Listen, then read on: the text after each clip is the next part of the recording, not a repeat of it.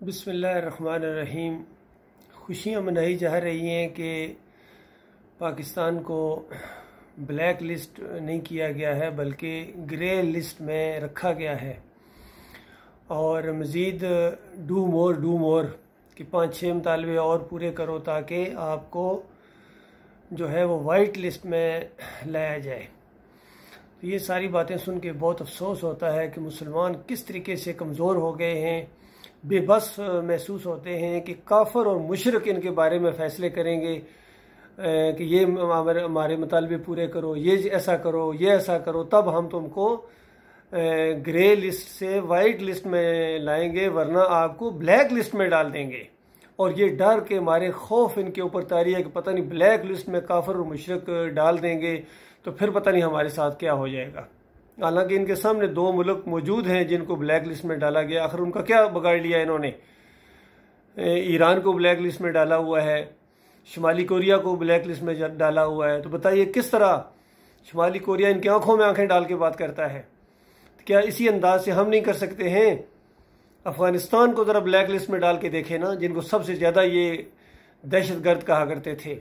उनकी जरूरत नहीं है उनको ब्लैक लिस्ट के अंदर डालें और उनको परवाह ही नहीं है इस अंदाज से कि तुम पाबंदियाँ लगाते हो या नहीं लगाते हो। तो ये होता है एक ज़िंदा कौमों की दुनियावी लिहाज से बहरहाल वो ज़िंदा है। आपके पास तो दीन अल्लाह का मौजूद है और कुरान के हामिले कुरान कौम और नबी अलैहिस्सलाम की उम्मती कौम ये तर्ज अमल इख्तियार करे और इनको अल्लाह के ऊपर भरोसा ना हो। हालांकि इनको चाहिए ये मुसलमान ममालिक आपस में मिल के एक जिस तरह वो ब्लॉक बन रहा है इसको अमली जामा पहनाएं। और जिस तरह OIC का मामला इनके सामने आया है कि अब उसके साथ इनका कोई तल्लुक नहीं है बल्कि उनके अपने मफादात हैं, तो जिस तरह OIC से इन्होंने लहदगी इख्तियार की है इस तरह इन चीज़ों से भी लहदगी इख्तियार करें और इनको साफ कह दें कि हमारा तुमसे इस मामले में तल्लुक ही कोई नहीं है। तुम कौन होते हो हमारे बारे में फैसला करने वाले? हम खुद जानते हैं कि हम किस लिस्ट के अंदर हैं। जो अल्लाह के मानने वाले हैं वो हमेशा गोल्डन लिस्ट के अंदर होंगे। तो अल्लाह के मानने वाले बन जाओ, ईमानदार बन जाओ और काफिरों मुशरिकों की ज़रा परवाह ना करो। वारिज़ अलल मुशरिकीन फस्दा बिमा तुअमर वारिज़ अलल मुशरिकीन, ये हुक्म था अल्लाह ताला का ईमानदारों को। लेकिन मोमिनों को हुक्म था, जब आप मोमिन नहीं रहे हैं, जब आपके अकीदे खराब हो गए हैं, इस वजह से आपके अंदर नामर्दी आ गई है। बताने वाले ने पहले ही बताया था कि ये जाग समुंदर की जाग से ज़्यादा हो जाएंगे, रेत के ज़र्रात से ज़्यादा हो जाएंगे, लेकिन इनके ऊपर दुश्मनों का रोब तारी हो जाएगा, इनको वान की बीमारी लग जाएगी। और पूछा गया कि ये वान की बीमारी क्या है या रसूलल्लाह सल्लल्लाहु अलैहि वसल्लम? तो नबी अलैहिस्सलाम ने फरमाया हुब्ब दुनिया व कराहियतुल मौत, यानी ये दुनिया की मोहब्बत है, दुनिया के ये दीवाने बन जाएंगे दुनिया हासिल करने के लिए। और अल्लाह के रास्ते में जो जान देने का एक जज्बा होता है, शहादत का मामला होता है, वो इनके अंदर से निकल जाएगा। ये 2 चीज़ें इनके अंदर आती हैं। ये वान की बीमारी मरकब बीमारी है जो दुनिया की मोहब्बत और अल्लाह के रास्ते में जान देने से कतराने वाला अंदाज होता है, इससे मिलकर बनती है। तो आज इन मुसलमानों के ऊपर पूरी तरह ये वान की बीमारी कायम हो गई है और ये उसी के अंदर मुब्तला है। इनके ऊपर खौफ तारी हो जाता है और एक टेलीफोन कॉल से इनको ढेर कर दिया जाता है। तो बहुत दुख होता है, अफसोस होता है। यकीन कीजिए इतनी बहादुर फौज आपके पास, इतने बहादुर नौजवान आपके पास, ऐसी बहादुर कौम, जज्बे वाली कौम आपके पास, और मोहम्मद सल्लल्लाहु अलैहि वसल्लम के हम उम्मती, कुरान हमारा रहबर रहनुमा होना चाहिए, किबला हमारा एक है। और फिर काफिरों से डरते हैं, कभी हिंदुओं से डरते हैं, ईसाइयों से, यहूदियों से, और वो हमारे फैसले करते हैं कि हम ग्रे लिस्ट में हैं या हम ब्लैक लिस्ट में हैं। अल्लाह के बंदो निकलो इन जालों से और बिल्कुल साफ ऐलान कर दो हमारा जितनी मर्जी पाबंदियां लग जाएं। आपका अपना मुल्क है, आप अपने मुल्क के अंदर रहे, इंटरनेशनल पाबंदियां लग जाएंगी फिर क्या हो जाएगा?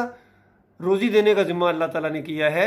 उसने वादा किया व अंतुमुल आलौना इन कुंतुम मोमिनीन, अगर तुम मोमिन बन जाओ तो तुम सर बुलंद होंगे, तुम्हारा इज्जत के साथ सर उठेगा। तुम मोमिन बन जाओ। तो मोमिन बनते हुए पता नहीं इनको क्या परेशानी है। हर दरबार के ऊपर माथा टेकते हैं, हर पीर की पिंडली दबाने के लिए तैयार हैं, हर उर्स के अंदर शिरकत के लिए, हाजिरी के लिए बेताब नजर आते हैं। ये इनके लीडर, इनके उलमा, इनके दानश्वर।